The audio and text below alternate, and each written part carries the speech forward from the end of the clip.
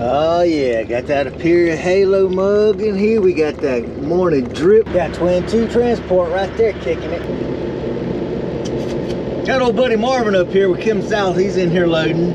It's super loud out here. We've got our line coming in.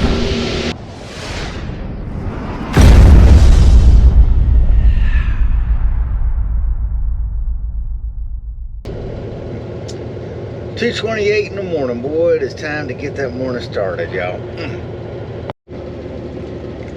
Oh yeah, got that Imperial Halo mug in here. We got that morning drip going. Oh, let's get the curtains open. Let's see what we got going on outside here. Not much.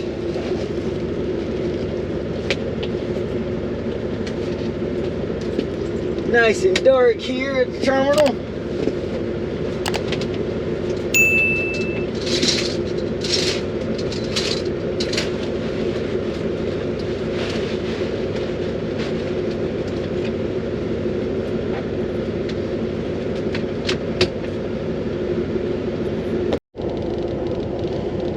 Oh yeah, there we go.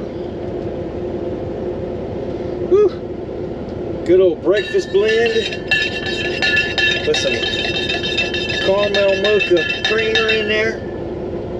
Some Splenda. Oh yeah, that's just right. That's gonna hit the spot. Got Twin 2 transport right there kicking it. Man, let's get this day started, y'all.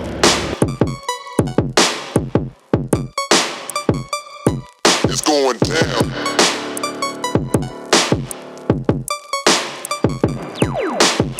It's going down, down, down, down. It's going down.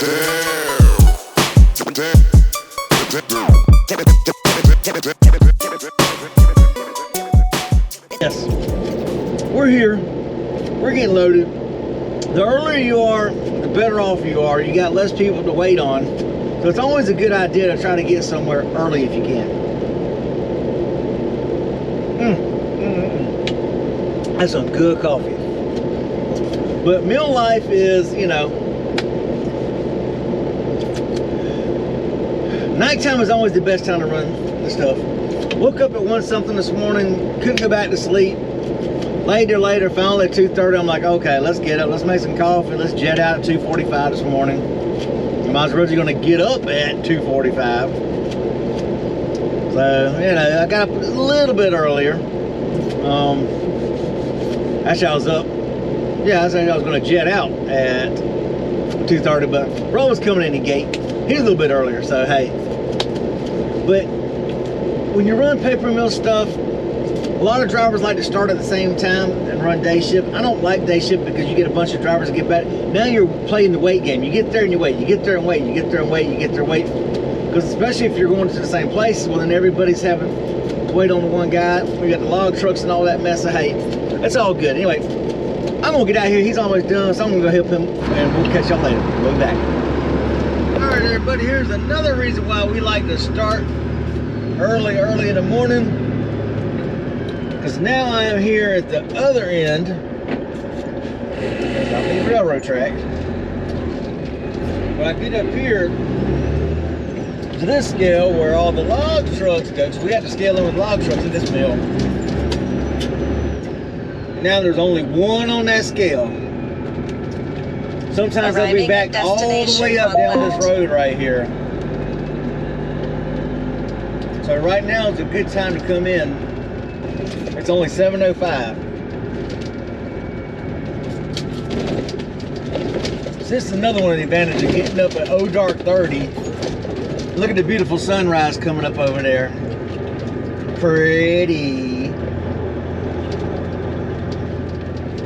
We'll get up in here, we have to check in.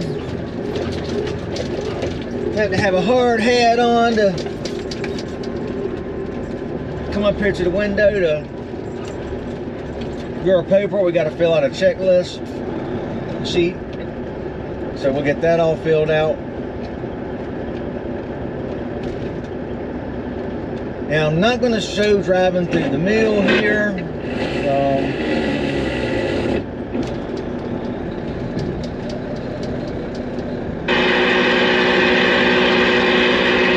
trying to ease on this scale so it doesn't, you know, rock too bad, because this stuff is pretty rough. Ooh, I'm 36.3 on my gauge, so I know I'm heavy, y'all. We'll be back. Turn right. Well, y'all, I had to say, I was right. I knew I was going to be heavy, buddy. I am heavy. Let me get on a little light up in here. Let's see.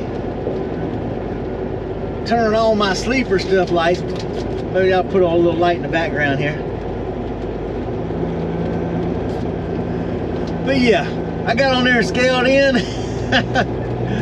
81,740. Just a tad heavy, y'all. Just a tad. Man, I knew I was going to be heavy, but I honestly didn't think I was going to be that heavy. Whew.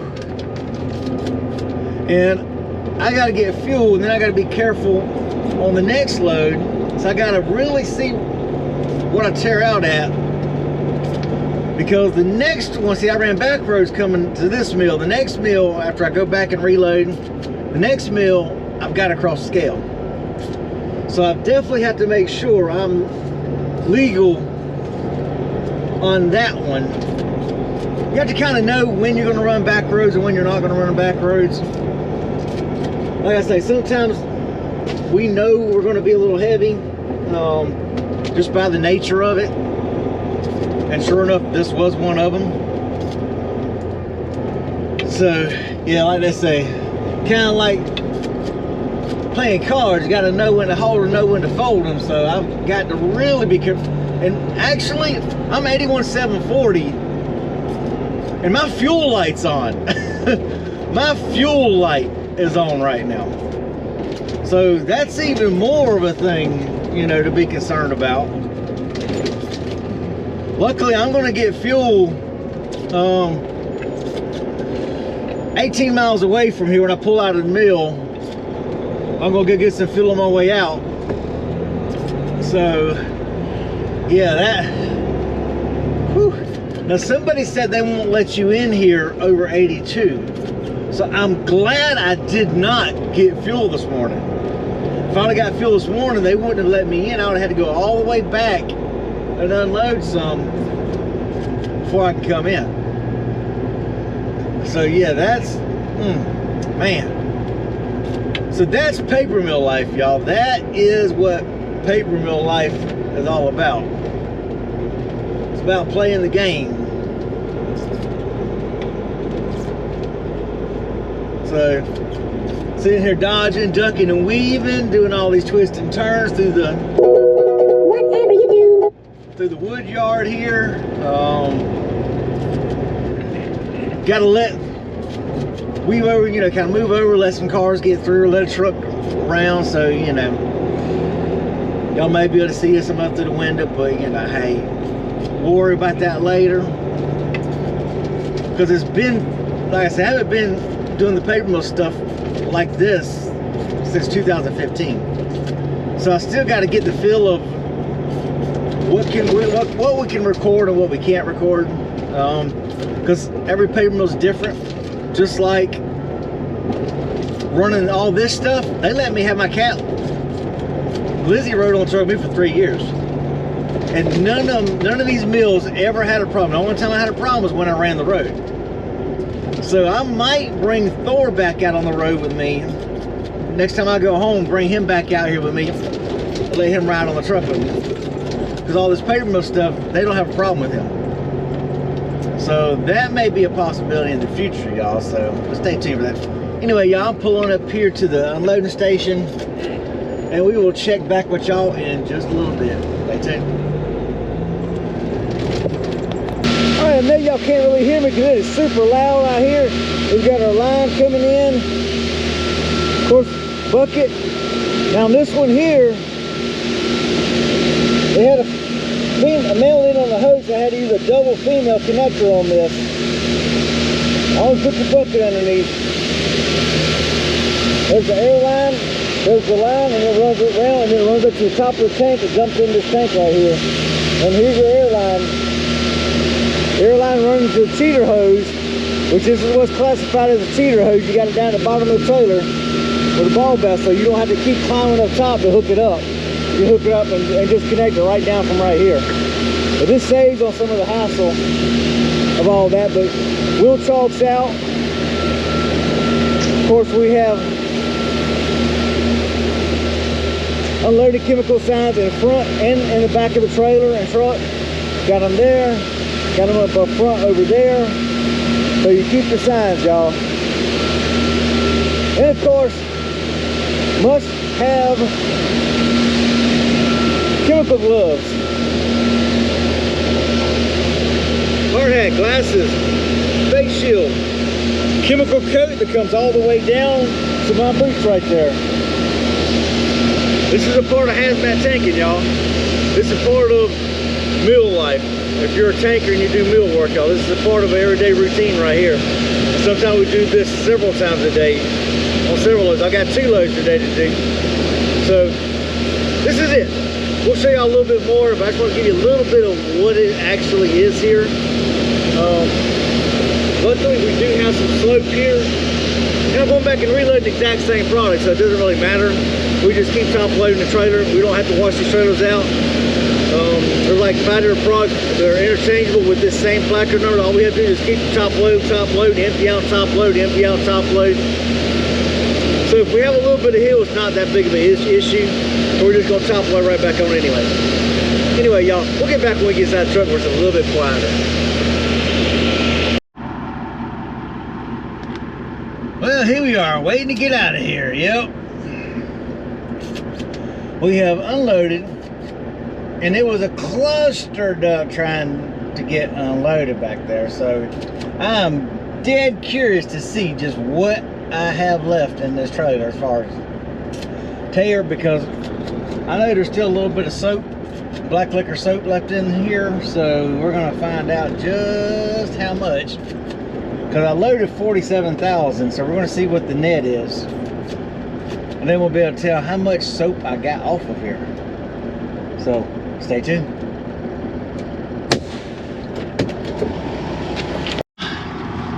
Well, we got our scout ticket.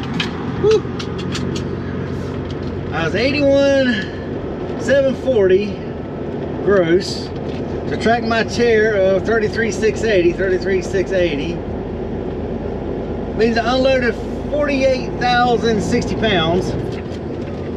Okay, 48,060 pounds. Well, that's just a cluster duck, because probably still got about 1,000 pounds of soap still left in the trailer. 500 to 1,000 pounds of soap still in here. That blows. And of course, another thing that blows is that the freaking train is sitting here on the track. You got these mills that do this stupid stuff, and they sit here and sit here and sit here and block the tracks. Turn left, then turn left. So of course traffic is all jacked up and backed up. Yeah, so well, at least he's starting to pull forward. I'll show you that. See, this is the kind of stuff that the freaking mill does. They do it in front of Dina too. They back up a switch, back up a switch, back up a switch, block the freaking roads right here, because they got the switch right across the freaking road. And then when they back up so that the engine sits right at the railroad crossing, so that the cars can't cross by while they're doing whatever they're doing in the back. So that's the one downside to running paper mill stuff. They will absolutely muck up your e-log schedule.